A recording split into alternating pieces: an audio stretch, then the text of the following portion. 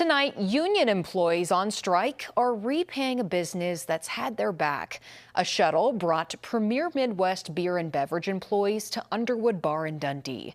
First Alert 6's Zena Taher explains it comes as the Teamsters brace to enter their 9th week on strike. Zena? Yeah, Aaron, the Underwood Bar is one of the bars in town that's refusing to take shipments from Premier Midwest during that strike. Tonight, Teamsters 554 is returning that support.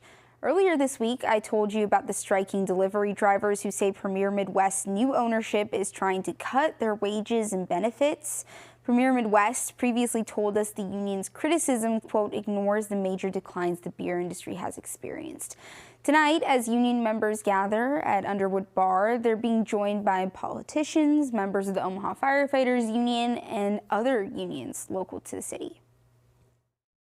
The support's been important because, you know, you win a strike but with community support, and that's what we have.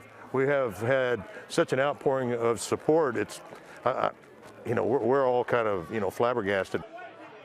Although it's been 8 weeks since that strike began, union members are still getting paychecks through the union itself.